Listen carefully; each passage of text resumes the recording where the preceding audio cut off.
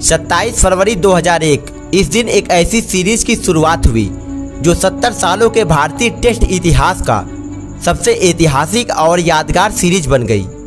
इस सीरीज का एक ऐसा मैच जिस मैच की यादें आज भी हर भारतीय फैंस के जहन में जिंदा हैं, जिसने आगे चलकर पूरे विश्व क्रिकेट में एक नया आयाम स्थापित कर दिया।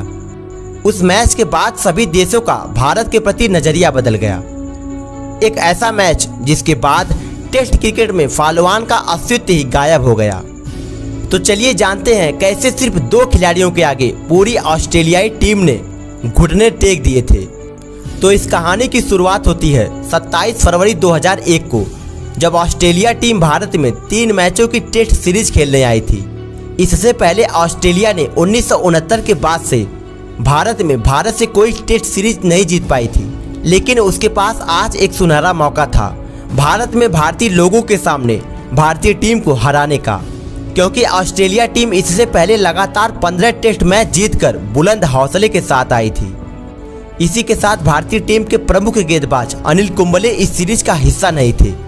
इस सीरीज का पहला मैच शुरू होता है। ऑस्ट्रेलिया ने टॉस जीता और पहले भारत को बल्लेबाजी करने के लिए आमंत्रित किया।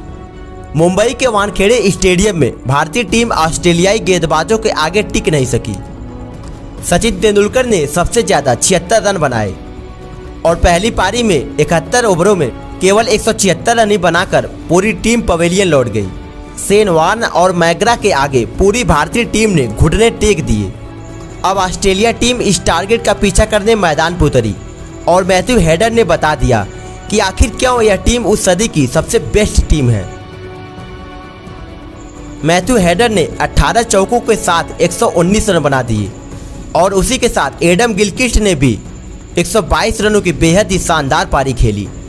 इन दोनों बल्लेबाजों के आगे पूरी भारतीय गेंदबाजी लाइनअप ध्वस्त हो गया, लेकिन हरभजन सिंह ने 4 विकेट निकाल लिए और जैसे जैसे कर ऑस्ट्रेलिया को ऑल आउट कर दिया। अब भारतीय टीम दूसरे इनिंग में कमबैक करने के इरादे से मैदान पर उतरती है, लेकिन इस बार भी सचिन के सिवाय कोई भी बल्लेबाज पिच पर नहीं टिक सका और पूरी भारतीय टीम मात्र 46 रनों की लीड लेकर पूरी टीम पवेलियन वापस चली गई।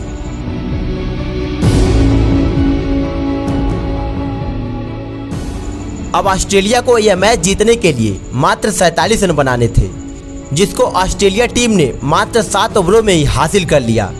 ऑस्ट्रेलिया लगातार 16 मैचों से अजेय थी। इस सीरीज का पहला मैच ऑस्ट्रेलिया ने भारत को बहुत ही बुरी तरीके से हरा दिया, जिसकी वजह से सौरव गांगुली के कप्तानी पर सवाल उठने लगा और राहुल द्रविड़ के खराब प्रदर्शन को देखकर पूर्व ऑस्ट्रेलियाई खिलाड़ी इयान चैपल ने कहा कि द्रविड़ कभी भी भारत को मैच नहीं जिता सकते। और इसी के साथ पूर्व भारतीय गेंदबाज विशन वेदी ने भी इस हार को भारतीय क्रिकेट की मौत करार दे दिया। अब 30 साल बाद अपनी ही धरती पर सीरीज हारने का खतरा था। ऐसे हालात में अगला मैच 11 मार्च को कोलकाता के ईडन गार्डन में शुरू होता है, जो इतिहास के पन्नों में हमेशा हमेशा के लिए अमर हो गया। ऑस्ट्रेलिया ने टॉस जीता और पहले बल्लेबाजी करने का फैसला किया। ऑस्ट्रेलियाई बल्लेबाजों ने एक बार फिर से सभी भारतीय गेंदबाजों पर टूट पड़े और ऑस्ट्रेलिया को एक शानदार शुरुआत दिलाई। 161 रनों पर केवल 1 विकेट था।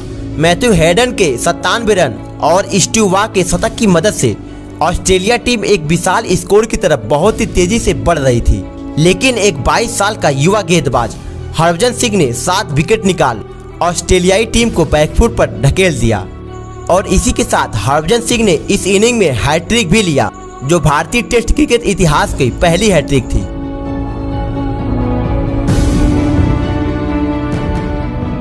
और देखते ही देखते पूरी ऑस्ट्रेलियाई टीम ऑल आउट हो गई।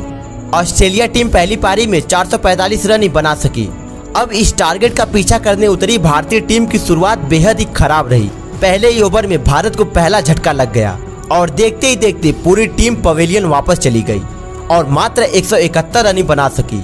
अभी तक इस सीरीज में भारतीय टीम पूरी तरह से बैकफुट पर थी। भारतीय बल्लेबाजों ने पूरी तरह से हथियार डाल दिए थे और इसी के साथ ऑस्ट्रेलियाई टीम लगातार 16 मैच जीत चुकी थी और पिछला मैच भारत बुरी तरह से हार चुका था। इस मैच में भारतीय टीम हार के कगार पर खड़ी थी। ऐसे हालात में ऑस्ट्रेलिया के पास 274 रनों की बढ़त थी। पूरा का पूरा मोमेंटम ऑस्ट्रेलियाई टीम के साथ था और इसी के साथ ऑस्ट्रेलिया ने भारत को फॉलोऑन दे दिया, जो आज तक की ऑस्ट्रेलियाई टीम की सबसे बड़ी गलती है। ऐसे में भारतीय टीम को दोबारा से बल्लेबाजी करने के लिए आना पड़ा।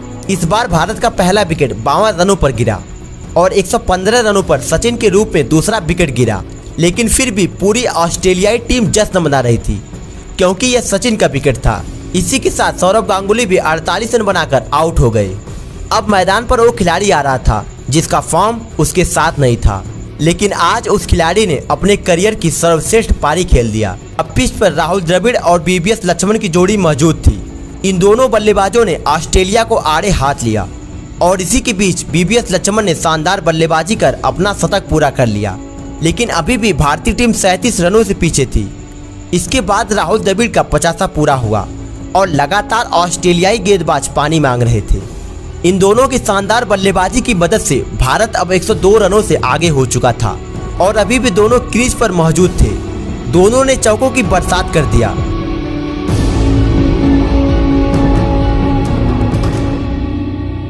इसी बीच बीवीएस लक्ष्मण ने अपना दोहरा शतक पूरा कर लिया और राहुल द्रविड़ ने भी अपना शतक पूरा कर लिया। राहुल द्रविड़ ने शतक पूरा करने के बाद अपने बल्ले को कमेंट्री बॉक्स में बैठे इयान चैपल को दिखाया, जिसने कहा था कि राहुल द्रविड़ कभी भी अपने टीम को मैच नहीं जिता सकते। ये दोनों ही बल्लेबाज मैच से पहले अपनी शारीरिक समस्या से जूझ रहे थे, लेकिन इन सबको दरकिनार कर ये दोनों घायल शेर की तरह बीच मैदान पर लड़ते रहे। अब दिन के खेल खत्म होने से पहले द्रविड़ क्रैम्प्स की वजह से इस हालात में पहुंच गए कि अब उनका खड़ा होना भी बेहद ही मुश्किल था। लेकिन भारतीय टीम के कोच ने फिजियो से कहा कि कैसे भी करके द्रविड़ रिटायर्ड हर्ट नहीं होने चाहिए, इसके लिए चाहे कुछ भी करना पड़े। अब उस वक्त फिजियो ने द्रविड़ को कुछ नॉर्मल गोलियां देकर और कहा कि ये दवा आपके दर्द को पूरी तरह से खत्म कर देगी। इसी आस में राहुल द्रविड़ पिच पर अड़े रहे और अब चौथे दिन का खेल खत्म हो चुका था। दोनों बल्लेबाज दर्शकों का अभिवादन करते हुए पवेलियन वापस आ रहे थे। दोनों को तुरंत ही ट्रीटमेंट के लिए भेज दिया गया क्योंकि दोनों ने चोट के साथ ही 9 घंटे तक बल्लेबाजी करी, जिसमें बीवीएस लक्ष्मण ने 250 रन तो वहीं राहुल द्रविड़ ने 150 रन बनाए थे। इन दोनों की शानदार बल्लेबाजी की मदद से भारत को 315 रनों की बढ़त मिल चुकी थी। अब 5वें दिन बीवीएस लक्ष्मण 281 रनों के स्कोर पर आउट हो जाते हैं और फिर द्रविड़ 180 रन बनाकर पवेलियन चले जाते हैं और जहीर खान के 15 गेंदों पर 23 रनों की पारी के साथ दादा ने 657 रनों के स्कोर पर 384 रनों की बढ़त के साथ पारी को घोषित कर दिया। अब ऑस्ट्रेलिया टीम इस टारगेट का पीछा करने मैदान पर उतरती है। ऑस्ट्रेलिया का पहला विकेट 74 रनों पर गिरता है और देखते ही देखते हरभजन सिंह और सचिन तेंदुलकर की गेंदबाजी के आगे पूरी ऑस्ट्रेलियाई टीम 212 रनों पर ही ऑल आउट हो जाती है। कोई भी बल्लेबाज इनके आगे टिक नहीं सका। इस इनिंग में हरभजन ने 6 विकेट और सचिन ने 3 विकेट झटके और इसी के साथ भारतीय टीम यह मैच जीत लेती है।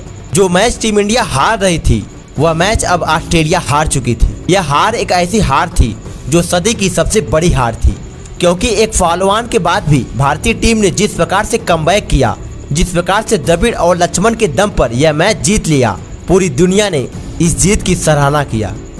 अब यह सीरीज 1-1 से बराबर हो चुकी थी। अब इस सीरीज का तीसरा और निर्णायक मुकाबला चेन्नई में खेला जाना था। ऑस्ट्रेलियाई टीम ने पहले इनिंग में शानदार कमबैक किया और पहले इनिंग में हैडन के दोहरे शतक की मदद से इस टीम ने 391 रन बनाए।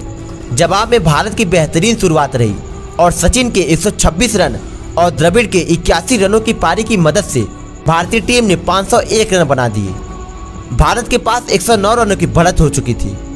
अब फिर से दूसरी पारी में ऑस्ट्रेलिया का कोई भी बल्लेबाज कुछ खास नहीं कर सका और पूरी ऑस्ट्रेलियाई टीम 264 रनों पर ही ऑल आउट हो जाती है। हरभजन का जादू एक बार फिर से देखने को मिलता है। हरभजन सिंह ने इस इनिंग में 8 विकेट झटके। इस सीरीज ने हरभजन का पूरा करियर बचा लिया, क्योंकि इस सीरीज के लिए दादा ने जबरदस्ती भज्जी को अपनी टीम में शामिल किया था।